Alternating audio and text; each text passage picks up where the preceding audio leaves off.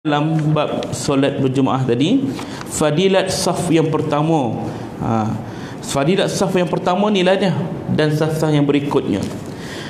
An Abi Hurairah radhiyallahu anhu anna Rasulullah sallallahu alaihi wasallam qala law ya'lamu an-nas ma fi an-nida' was-saff al-awwal thumma lam tajidu illa an yastakhimu alaihi lastahamu. Daripada Abu Hurairah radhiyallahu, sesungguhnya Rasulullah sallallahu alaihi wasallam bersabda, kalaulah manusia tahu pahala yang ada pada azan dan berada di saf yang awal, yakni pertama, kemudian mereka tidak berjumpa sesuatu untuk menyelesaikan perebutan tersebut, yakni untuk mendapatkan kedua-duanya melainkan mengundi, sudah pasti mereka akan mengundi. Hadis riwayat Bukhari.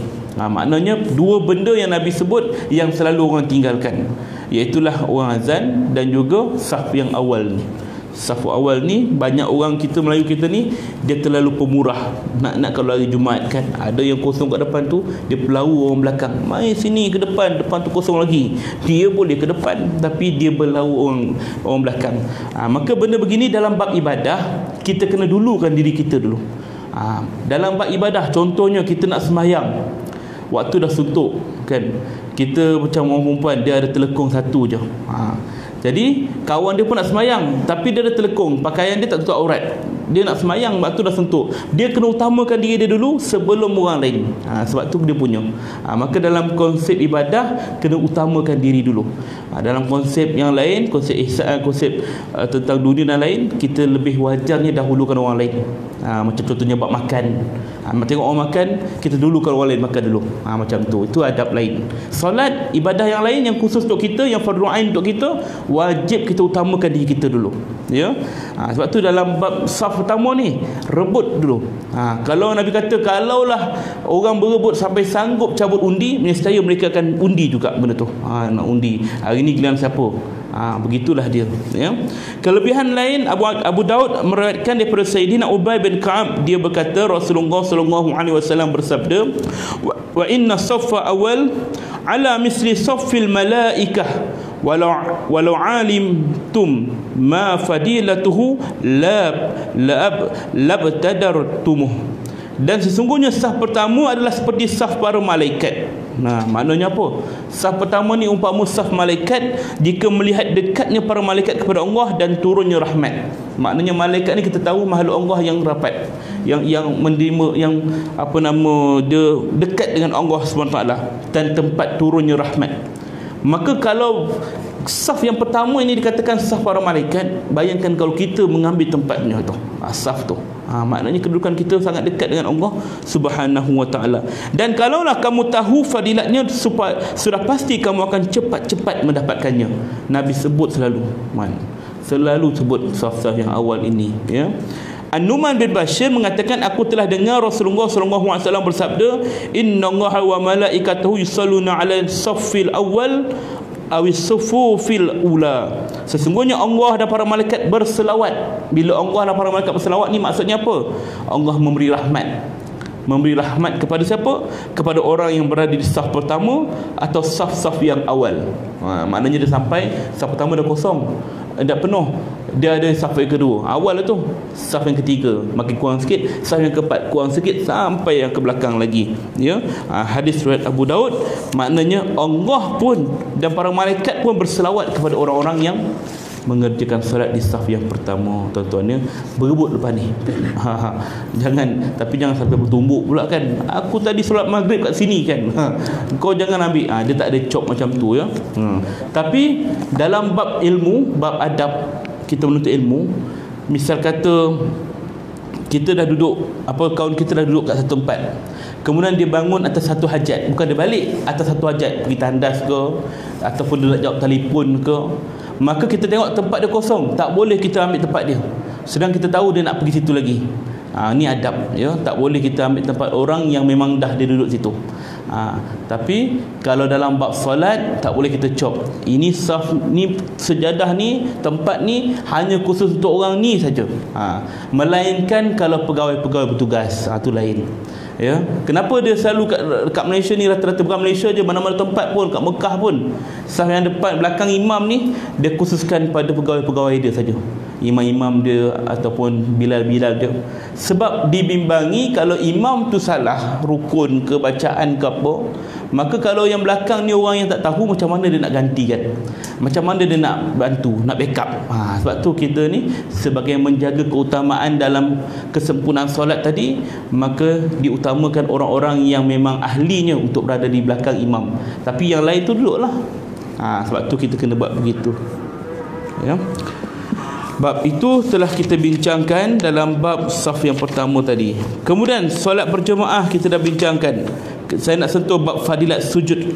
Dalam hadis yang panjang, saya baca terjemahannya daripada Ma'dan bin Abi Talhah Al-Yama'ri. Dia berkata, aku telah berjumpa dengan Sauban Maula, yakni Sauban Maula ni maksudnya hamba yang telah dibebaskan. Dia ni asalnya hamba tapi telah dibebaskan, kepada Rasulullah SAW. Lalu aku berkata, beritahulah kepadaku satu amal yang boleh aku amalkan dan semoga Allah masukkan aku ke dalam syurga dengan amalan tersebut.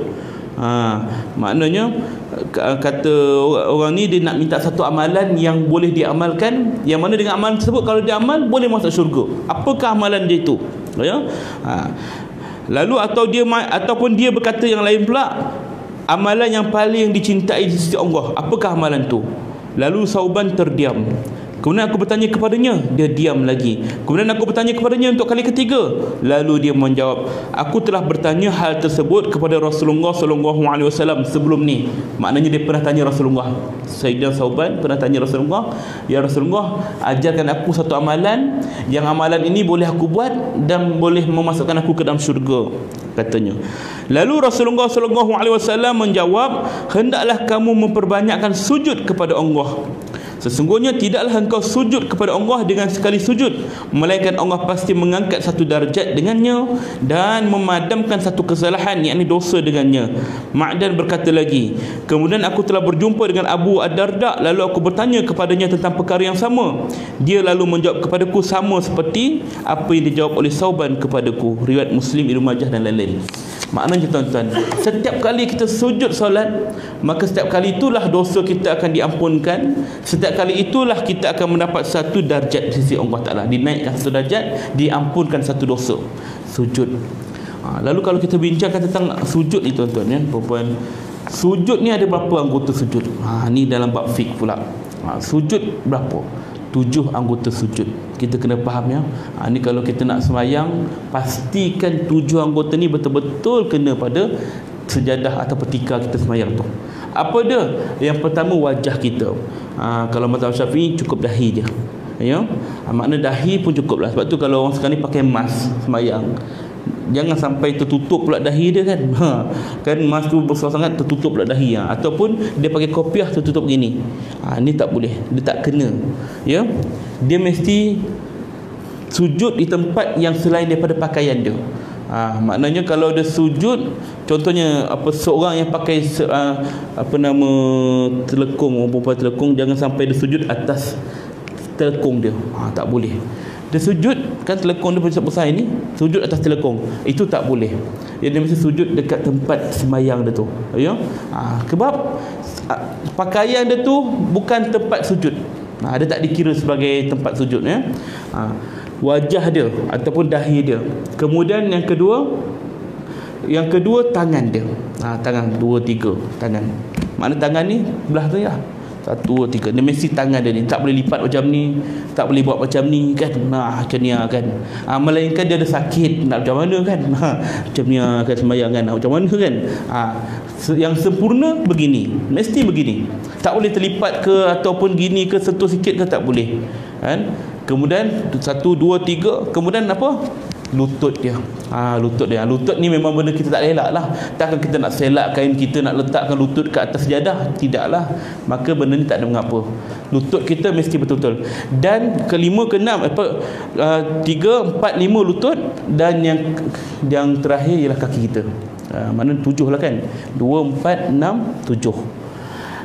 Yang kaki ni pula, kaki kita ni macam mana nak pastikan kaki kita ni betul-betul kena pada tempat sujud ni? Iaitulah kerana jangan kita melipatkan kita ke dalam. Tak boleh begini, ya. Masa sujud kaki mesti anak jari kaki tu, apa nama jari kita tu, dia mesti terlipat sikit. Dia tak boleh menegak macam ni, tak boleh ke dalam. Itu tak boleh menyebabkan batal solat kita, sebab anggota anggota sujud tu tak sempurna. Mesti kaki tu terlipat sikit. Sebab itulah, melainkan orang tu tak mampu, sakit. Jangan kita pula tengok orang apa tak sempurna sembahyang ni kan. Dah lah tengok orang tu dah sangka buruk dah, kemudian cerita kat kawan sebelah pula, tengok cara dia sembahyang tak betul tu kan. Patutnya dia tegur lah orang tu kan. Jumpa orang tu, minta maaf nak tanya, tadi awak solat macam ni kaki sebab apa ya? Oh, kaki saya sakit, saya tak boleh lipat macam ni. Tak apalah. Kalau dia kata kenapa tak boleh ke? Sabut tak betul tu. Kaki tu bukan apa nama jari, alat jari kita yang uras pertama ni, dia kena lipat. Lipat sikit. Dia kena lipat ya. Kalau saya bagi contoh ya, takut ada yang tak faham. Dia kena lipat. Sujud lipat begini. Kaki dia mesti begini. Tak boleh begini, tak boleh gini. Mesti begini. Itulah cara dia ya. Sebab apa kita kena tekankan bab ni? Sebab solat ni memang amalan harian kita. Jadi kita kena betul-betul kesempurnaan solat ni ya. Sujud, 7 anggota sujud mesti kena atas lantai kita. Dahi ni mesti dekat atas lantai, atas tikar kita ya. Tak boleh atas kain dan sebagainya. Begitu juga kalau orang pakai serban ke telekung, tak boleh letak atas yang tu. Baik, itulah di antara sujud, fadilat sujud. Orang yang sujud ini, maka setiap kali sujud diampunkan satu dosa, diangkat satu darjat di sisi Allah Subhanahu wa taala. Hadis riwayat Muslim, Ibnu Majah, At-Tirmizi dan An-Nasa'i. Kemudian perkara yang ke-11, bacaan ketika i'tidal. I'tidal, benda yang simple je, i'tidal. Allahu liman hamidah. Boleh tak baca? Boleh, diam pun tak apa. Tapi ada bacaan yang disunatkan. An Rifa'ah Ibni Rafi' Al-Zuraqi radhiyallahu qala kunna yawman nusalli wara'a an-nabiy sallallahu alaihi wasallam falamma rafa'a ra'sahu sallallahu alaihi wasallam min ra'ati qala sallallahu alaihi wasallam sami Allahu liman hamidah qala rajulun wara'ah rabbana walakal hamdu hamdan katsiran tayyiban mubarakan fih falamma ansaraf qala sallallahu alaihi wasallam manil mutakallim qala ana qala Rasulullah sallallahu alaihi wasallam ra'aitu bid'atan wa salasina malakan baitadi runaha ayyuhum yaktubuha awal. Daripada Rifa'ah bin Rafi' Az-Zuraqi radhiyallahu berkata, kami pernah satu hari solat di belakang Nabi sallallahu alaihi wasallam. Ketika baginda mengangkatkan kepala baginda daripada rukuk, sami Allahu liman hamidah, Nabi bangun kan. Ketika i'tidal kan, baginda membaca sami Allahu liman hamidah. Apa maksud sami Allahu liman hamidah?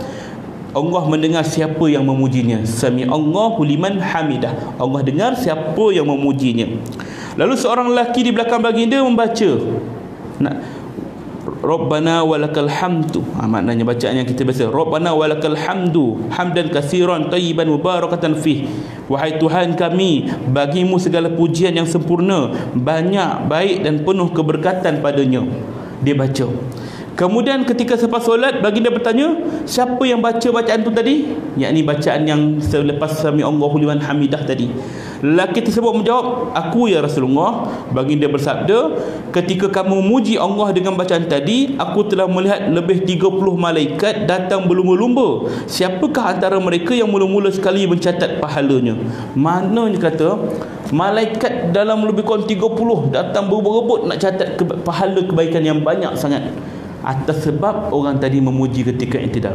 Sebab tu jangan kita tinggalkan bacaan sunat dalam i'tidal tadi. Memang sunat pun, tak baca pun tak apa, tak batal solat kita. Sami Allahu liman hamidah, diam, tak nak baca kan, tak ada masalah. Tapi rugilah sekurang-kurangnya Rabbana walakal hamdu.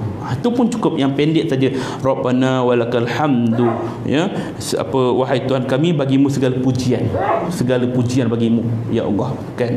Kalau lagi cantik kita tambah sikit lagi, Rabbana walakal hamdu hamdan katsira, segala puji bagi Allah yang mana dengan sebaik-baik pujian, yang sebanyak-banyak pujian baginya, thayyiban mubarakan fih.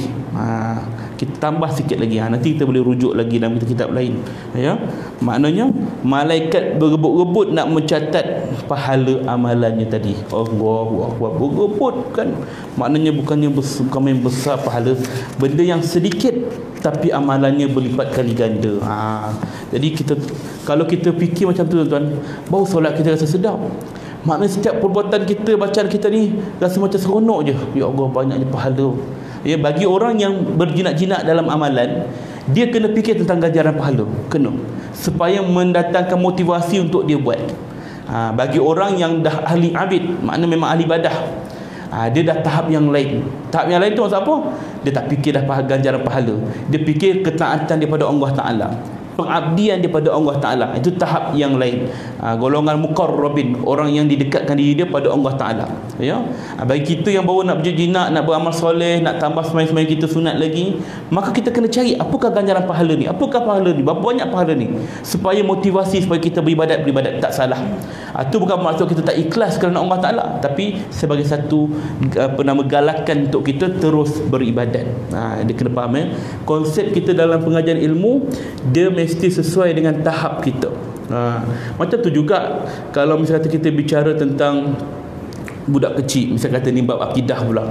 Budak kecil tanya kita, Allah mana? Kan? Allah kat mana? Kalau kita jawabkan Allah wujud tidak bertempat, kan, dia pening kepala, pemikiran dia tak dapat nak hadam, kan. Macam budak-budak 3 tahun 4 tahun, macam mana tu wujud tak bertempat lah. Kita nak bagi contoh pun kadang-kadang susah. Jadi kita kata Allah ada dekat atas, kita bagi perumpamaan sesuai dengan pemikiran dia. Namun bila dia dah cerdik, kita tak boleh katakan Allah wujud macam contoh Allah ada dekat atas ke. Itu seolah-olah kita menempatkan Allah pula. Ini salah pula dalam konsep akidah. Maknanya sesuai dengan tahap dia boleh kita cakap macam tu. Bila dia dah lebih sikit, Allah tu ada dan dia wujud, cuma tidak bertempat. Kenapa tak bertempat? Sebab dia tidak boleh sama dengan makhluknya. Sifat Allah ni berbeza dengan sifat makhluk. Makhluk mesti kena bertempat, Allah tidak boleh. Tempat tu sendiri ada makhluk, takkan Allah berhajat pada makhluk. Maka benda ini konsep yang lebih luas lagi. Betul, kita kena mengaji. Lagi kita mengaji, punya lagi banyak kita tak tahu, kan. Itulah dia konsep, ya. Baik. Kemudian panduan beramal selepas membaca Rabbana lakal hamdu ketika i'tidar, boleh juga membaca selepas itu doa-doa yang lain, ya. Contohnya mil'us samawati wa mil'ul, ini saya tak pernah amalkan, wa mil'ur ardi wa mil uma bainahuma wa mil uma syi'da min syai'in ba'du. Sepenuh-penuh langit bumi, apa yang ada di antara keduanya, dan sepenuh-penuh apa yang kau kehendaki daripada sesuatu atau selepas itu. Maknanya doa ni mungkin kita jarang dengar. Tapi doa yang berikutnya yang kita baca dalam hadis tadi, Rabbana walakal hamdu hamdan katsiran thayyiban mubarakan fih. Ini doa yang biasa kita boleh amalkan. Simple je, kan. Maka itu di antara kelebihan-kelebihan bila i'tibar. Kemudian perkara yang ke-12, fadilat menyebut amin. Ni dalam solat ni, imam dah baca walau dolin amin, kadang kita malah sebut dalam hati je, kadang mulut kita je main amin, kan, tak dengar bunyi. Apa fadilat dia kalau kita sebut amin?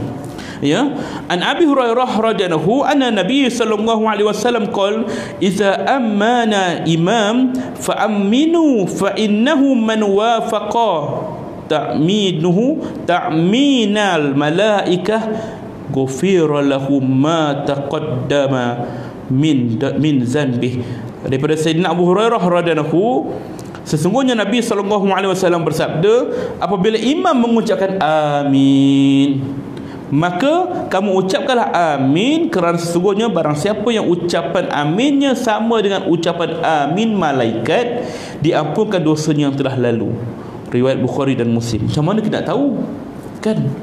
Amin para malaikat macam mana kita tahu kan? Kita tak dengar kan? Amin kan. Jadi caranya ialah kita menyamai imam dalam tu. Sampai imam baca ghairil maghdubi alaihim waladdallin. Kita bagi kita dapat agak bila imam akan sebut amin. Kita kalau boleh biar sama dengan imam. Janganlah kita lama sangat amin. Tu you budak-budak kan. Kita masa kecil-kecil macam tu kan. Ataupun saja panjang amin. Tu lain dah makna dia Jangan amin. Tu pendek sangat ya. Jadi dalam konsep berjemaah, imam dan makmum dia kena sekata, seia sekata. Jangan imam tu laju sangat pula. Waladdallin amin. Kan imam makmum tu kena dia tak boleh. Biarlah dia kena raikan orang belakang juga. Bagi tempo sikit, take nafas. Amin. Amin. 2 harakat cukuplah. Tak payah panjang sangat. Amin. Kan? Sampai imam tu. Maka barang siapa yang aminnya sama macam amin para malaikat, diampunkan dosanya telah lalu. Masya-Allah. Rupanya berapa kali kita solat dengan imam, sebab tu pahala solat berjemaah ni banyak. Kalau kita sembahyang sendiri, kita nak amin sendiri kita je. Tapi kalau dengan imam berjemaah, kita ada peluang tu. Peluang dosa kita ni, tanpa kita bertaubat pun Allah boleh ampunkan dosa kita. Misal kata, maknanya kalau bertaubat lagi baik, tapi tanpa bertaubat pun Allah boleh ampunkan dosa kita. Dengan cara kita mengaminkan bacaan Al-Fatihah imam tadi. Amin. Kalau perempuan dia tak bolehlah kuat suara sangat kan. Nak dapat pahala pun, nak ampunkan dosa, suara dia lagi kuat daripada lagi kan. Amin. Mudah-mudahan ampunkanlah dosa aku banyak ni kan. Perempuan tetap kena menjaga batasan suara dia ya, dan tak boleh menjerit. Baik, itu di antaranya pahala amalan yang sedikit, pahala yang banyak, masya-Allah. Kemudian kelebihan solat fardu yang lain, perkara yang ke-13 ialah solat isyak dan solat subuh berjemaah. Masya-Allah, lepas ni kita buat isyak dan subuh berjemaah. An Uthman ibn Affan radhiyallahu qala sami'tu Rasulullah sallallahu alaihi wasallam yaqul man shalla isya fi jama'ah faka'annama qama nisfal lail wa man shalla subha fi jama'ah faka'annama shalla alayla kullah. Sayyidina Uthman bin Affan radhiyallahu berkata, aku mendengar Rasulullah sallallahu alaihi wasallam bersabda, barang siapa yang dirikan solat isyak secara berjemaah, maka seolah-olah dia telah mendirikan solat sunat separuh malam. Masya-Allah. Solat sunat makna bangun tahajud. Seolah-olah kita bangun tahajud separuh malam. Pahala isyak berjemaah. Kita ni katakanlah bila last kali kita tahajud kan? Bila last? Tak payah jawab tuan-tuan, jawab dalam hati kan. Bila last kita bangun tahajud? Oh, adalah bulan puasa tahun lepas kan. Bisa kata ada kan. Sebab tahun lepas, kenapa tahun lepas? Tahun lepas kita boleh berjemaah lagi, boleh datang surau masjid. Tahun ni tak boleh kan. Semua sembahyang sendiri kat rumah kan. Maknanya kalau setakat macam tu pun kita, sekurang-kurangnya kita boleh dapat pahala tahajud dengan apa? Hadir isyak berjemaah. Masya-Allah. Seolah-olah membangunkan separuh malam. Tak payah bangun pun, tidur je kan, pun dapat pahala tu. Maknanya galakan untuk berjemaah, bukan galakan untuk kita tak payah bangun tahajud. Oh, jam tu tak payahlah. Kau tak bangun tahajud ke? Tak payah, malam tadi dah isyak dah berjemaah. Janganlah sombong macam tu. Usahakan jugalah bangun tahajud. Maknanya hadis ni sebut ialah galakan untuk kita hadir isyak berjemaah. Pahalanya seumpama kita bangun separuh daripada malam. Dan disambung lagi, barang siapa yang dirikan solat subuh secara berjemaah pula, maka seolah-olah dia telah mendirikan solat sunat sepenuh malam. Maknanya kalau dia bangun subuh, masya-Allah, satu malam tu seolah-olah dia bangun, tak tidur-tidur. Ya Allah, siapa yang sanggup satu malam tak tidur-tidur kerana nak bangun solat? Kan kita sendiri tak mampu.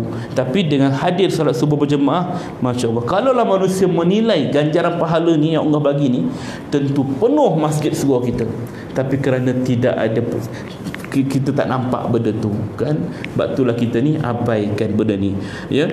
Ada ulama juga menyebut, barang siapa yang dirikan solat sunat ba'da isyak 4 rakaat. 4 rakaat mana 2 rakaat lah. Kita biasa solat isyak 2 rakaat je sebelum, kemudian 2 rakaat selepas. Tapi ini 2 rakaat sebelum, selepas isyak tambah lagi 4 rakaat. maka seolah-olah dia mendapat pahala apa? Pahala ganjaran pahala Lailatul Qadar. Masya Allah, seolah-olah dia dapat pahala Lailatul Qadar. Kita nak jumpa Lailatul Qadar pun tak tahu bila. Kalau dulu kita dimomok kan, malam Lailatul Qadar ni pokok semua bersujud kan. Air sungai berhenti mengalir beku kan. Kita selalu fikir macam tu, padahal dia disebut dalam Quran pun malam yang tenang, paginya tu cerah kan. Bahagialah siapa yang mendirikan solat pada waktu tu, bangun menghidupkan malam tu. Tapi kita mungkin terlepas peluang tu, ataupun kita dapat, kita tak perasan. Tapi sebenarnya selain daripada itu juga, bangun malam Lailatul Qadar tu, kita boleh dengan solat Isyak. Isyak 4 rakaat. Solat sunat selepas Isyak 4 rakaat. Maka pahalanya menyamai seolah-olah kita mendapat ganjaran Lailatul Qadar. Masya Allah kan, besar pahala dia. Tapi lagi cantik tuan-tuan kan, kita buat solat sunat tu di rumah. Sebagian ulama dia buat solat sunat ni di rumah. Sebab apa? Kefarduan orang lelaki ni dia solat berjemaah di masjid, di surau. Tapi kalau kita berjemaah saja di masjid, di surau, kat rumah kita mungkin tak dapat hidupkan solat, sebab kita ni malas solat kan. Jadi cara nak hidupkan solat di rumah ialah dengan solat sunat. Jadi lepas Isyak kita balik rumah, kita sembahyang sunat Isyak 4 rakaat. Boleh, tak ada masalah kan. Maknanya kita nak pergi minum dulu ke apa ke kan. Lepas tu balik rumah baru nak solat Isyak, solat sunat Isyak 4 rakaat. Tak ada masalah, boleh. Dia panjang waktu dia ya. Jangan pula kita tengok kawan tu, wish dia tak nak buat solat sunat Isyak 4 rakaat kan. Mengata dia pula, sangka baik dia buat kat rumah. Macam itulah cara dia kan. Tapi kita cakap macam tu, kita buat jugalah ya. Baik ya, inilah di antara kelebihan-kelebihan orang yang Isyak berjemaah dan subuh berjemaah. Allahu Akbar. Kalau manusia tahulah ganjaran ini, tentu dia akan berebut-rebut. Bukan senang untuk melakukan solat malam atau tahajud bermula daripada selepas Isyak tanpa henti. Dia bukan maksud kita bangun sekejap sembahyang 2 rakaat. Tidak, bukan pahala macam tu. Tapi pahala tu dikira ialah selepas solat Isyak, tanpa henti kita solat sampailah subuh. Maknanya seolah-olah kita solat sepanjang malam. Itulah ganjaran pahala dia. Tapi kita tak mampu nak buat, tapi Allah ganjarkan dengan pahala subuh dan Isyak berjemaah. Setiap malam sehingga tengah malam, sekitar 12 malam, terutama sekali di akhir zaman seperti kita ni memang umat yang kurang beribadat. Bukankah jika ia dapat dilakukan, pahalanya sangat besar sekali? Tentu pahala besar kan. Namun ketahuilah, pahala sebegini akan diperolehi setiap malam oleh seseorang yang mendirikan solat Isyak berjemaah setiap malam. Masya Allah. Mungkinkah ada orang yang sanggup melakukan solat malam atau tahajud bermula daripada selepas Isyak tanpa henti, 2 rakaat berterusan setiap malam sehingga subuh? Ada tak orang macam tu? Tak pernah henti sembahyang dia, tak pernah henti sampai subuh. Ada ke orang macam tu? Bukankah jika ia dapat dilakukan, pahalanya tentu sangat besar sekali. Besar pahala kan. Namun ketahuilah, pahala sebegini akan diperolehi setiap hari oleh orang yang mendirikan solat subuh berjemaah setiap pagi. Masya Allah. Kita fikirkan, aku nak sembahyang subuh besok, jemaah kat surau, kat masjid. Sebab apa? Seolah-olah aku bangun malam tadi, padahal malam tadi aku dah tidur dah kan. Dah tidur nyenyak punya baik kan. Tapi kita hadir solat subuh, seolah-olah kita bangun sepanjang malam. Masya Allah, solat subuh berjemaah ya, di masjid dan di surau. Amalkan. Namun tidaklah mengatakan bahawa tak payahlah kami bangun tahajud lepas ni, lega baca hadis ni kan. Legalah baca hadis ni, tak payah dah bangun tahajud. Maka ini salah anggap ya. Bukan untuk menidakkan solat tahajud, tapi untuk menggalakkan solat berjemaah. Baik, kita berhenti 8.40 kan, insya-Allah ya. Baik. Kemudian kelebihan solat sunat lagi, fadilat solat malam, yakni qiyamul lail. Kita tahu pula tadi fadilat solat subuh Isyak berjemaah. Jadi kita fikir baik tak ya bangun tahajud. Kita kena tahu pula apakah fadilat kalau kita bangun tahajud pula. Baru kita dapat galakan. Hadis panjang, kita baca maksud dia. Abdullah bin Salam radhiyallahu berkata, ketika Nabi SAW di Madinah, ramai orang datang menyambut dia. Dikatakan Rasulullah telah datang, Rasulullah telah datang. Ini ketika peristiwa hijrah. Nabi datang ke Madinah, ramai orang menyambutnya. Tala'al badru alaina. Dia menyanyi semua, raikan kan.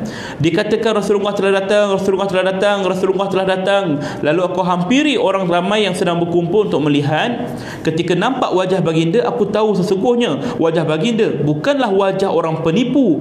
Pertama-tama sekali yang aku dengar baginda ucapkan ialah ucapan baginda, wahai manusia, sebarkanlah salam, berilah makan, sambungkanlah tali silaturahim, dan solatlah pada waktu malam ketika orang ramai sedang tidur. Jika kamu melakukannya, kamu akan masuk syurga dengan sejahtera. Hadis Ahmad Tirmizi. Maknanya Nabi sampai Madinah, perkara pertama yang Nabi sampaikan pada penduduk Madinah ketika itu ialah, wahai manusia, ya ayuhan nas, sebarkan salam. Sebarkan salam dari kalangan kamu. Jumpa orang bagi salam, Assalamualaikum, kan? Senyum kat orang, kan? Kita tegur siapa lah, ya. Bertegur siapa ni, kita kadang-kadang janganlah kita balas dengan sindiran dan sebagainya. Contohnya nampak kawan kita, jiran kita sidai baju, kan? Sidai baju ke? Kita tanya, kan? Ataupun jiran kita tegur kita, sidai baju ke? Kita pun geram. Taklah, tengah basuh motor, kan? Contoh, kan? Jangan jawab macam tu. Itu maksudnya basa basi. Bahasa Melayu kita ni basa basi ni maknanya sekadar nak bertegur siapa, kan? Cuba kalau orang tak tegur, tengok je mesti baju tak tahu je. Kita pun kata sombong, tak tegur langsung. Cakap macam tu pula, kan? Jadi itu adalah cara kita nak berkomunikasi. Memang dah jadi adat uruf kita dah, setempat kita ni. Basuh baju ke? Nak pergi kerja? Dah tahu ni nak pakai baju kerja dah. Nak pergi kerja dah. Bukan nak maknanya kita tak tahu, sekadar nak menegur. Ini budaya kita, ya. Janganlah kita yang menerima soalan-soalan begitu jawab dengan nada-nada yang perli, ataupun mungkin menyebabkan orang tu tak nak tanya lagi dah. Lantaklah kau, kan? Aku tegur, jawab macam tu pula, kan? Ya. Baik. Sebarkan salam. Berilah makan. Yang ni beri makan ni ialah belanja orang makan. Bagi orang makan. Masak lebih sikit, bagi kat jiran sebelah. Masya Allah, kan? Orang yang bagi makan jiran ni, kan, pahala dia cukup besar, sebab menggembirakan hati jiran. Sedang Nabi sebut barang siapa yang menyakiti hati jiran pun tak dapat cium bau syurga. Ini kan pula orang yang bagi jiran makan, menggembirakan jiran, tentu syurga ganjaran baginya. Allah, kan? Saya baru ni jiran saya baru meninggal dunia, jiran sebelah rumah, betul-betul sebelah rumah, opah kita panggil. Setiap, boleh kata, nak kata hampir setiap hari lah, ataupun waktu saya ada lah, mesti dia hantar makan. Dia rajin masak, hantar kuih lah, hantar bubur lah, macam-macam. Kadang-kadang dia balik ke Duri, dia bawa makanan sikit, bagi-bagi, kan? Dia baru meninggal, terasa kehilangan dia. Maka maknanya jiran ni jiran yang baik lah, bila kita terasa kehilangan dia, kan? Betul hilang, kan? Padahal tok ketuk pintu, kan? Dah tahu dah, opah datang bagi makan. Maknanya kita nak sampai macam tu orang kenang kita, sampai kita mati dah tak ada dah orang tu, kan? Selalu baik, selalu hantar makanan. Maka benda begini kita perlu amalkan. Sebarkan salam, beri makan, sambungkanlah tali silaturahim. Nabi sebut sambung tali silaturahim, buat baik dengan orang. Kalau kita pernah bergaduh dengan orang, kita cuba baikkan. Tak boleh, tak apalah, kita berusaha sekurang-kurangnya. Dan yang keempat, solatlah pada waktu malam ketika orang ramai sedang tidur. Solat waktu malam ketika orang sedang tidur, Nabi suruh, ya. Jika kamu buat begitu, kamu akan masuk syurga dengan sejahtera. Buat 4 perkara ni, insya-Allah masuk syurga. Bagi apa? Bagi salam, bagi orang makan, tak sambung silaturahim, dan yang keempat, bangun tahajud malam. Tadi kita baca hadis ialah orang yang subuh berjemaah, isyak berjemaah, pahalanya seolah-olah bangun sepanjang malam. Maka itu ialah kelebihan untuk orang, ataupun galakan untuk orang hadir berjemaah. Namun dalam hadis yang kita baca ni pula ialah kelebihan orang yang bangun malam. Masya-Allah, bangun malam, ya. Dan wajah Nabi berseri-seri, katanya. Orang yang bangun tahajud ni wajahnya berseri-seri. Nak dapat seri wajah, antaranya ialah bangun malam. Masya Allah, ya. Beberapa kisah orang soleh yang mulai. Sa'id bin Al-Musayyib, seorang penghulu tabi'in, mendirikan solat subuh selama 50 tahun dengan wuduk solat isyak, dan dia selalu berpuasa. Allah Akbar. Macam mana tu? 50 tahun dia solat subuh dengan wuduk solat isyak. Maknanya dia tak tidur malam, dia buat amal ibadah saja kan. Kita mungkin tak dapat kot. Kalau dapat pun bangun sepanjang malam, kurang-kurangnya terkentut kan, batal dah kan. Macam mana dia boleh tahan tu kan. Masya Allah, orang macam ni jaga makan, jaga perut dan sebagainya. Kemudian seorang hamba yang soleh, Abdul Aziz bin Abi Rawan, seorang faqih muhadis di Masjidil Haram, menghamparkan tilam untuk tidur pada waktu malam. Dia kemudiannya meletakkan tangannya di atas katil sambil memegang tilam, lalu berkata, alangkah lembutnya engkau wahai tilam, akan tetapi tilam di syurga lebih lembut daripadamu. Kemudian dia bangun untuk mendirikan solat. Allah, boleh ke kita kan? Tilam kat rumah tu kita pegang, lembutnya engkau tilam kan, tapi tilam kat syurga lagi baik daripada kau. Dah aku bangun sembahyang. Tak ya tuan-tuan kan, kalau dah mengantuk tak ada tilam pun kita dah baring kan. Maknanya kita ni mungkin bukan tuan-tuan lah, saya lah kan tak mampu ya, macam tu nampak tilam dah ngantuk sangat, memang akan tidur, tak kisahlah macam mana pun keadaannya. Tapi itulah antara orang-orang yang sangat menjaga waktu malam dia. Kemudian Muammar berkata, Sulaiman At-Tamimi solat di sebelahku pada bahagian terakhir solat isyak. Aku mendengar dia baca Tabarakallazi biadihil mulku wa huwa ala kulli syai'in qadir, surah Al-Mulk. Maka maha berkat Tuhan yang menguasai pemerintahan dunia dan akhirat, dan memanglah dia maha kuasa atas setiap sesuatu ya. Sehinggalah sampai kepada ayat yang ke-27.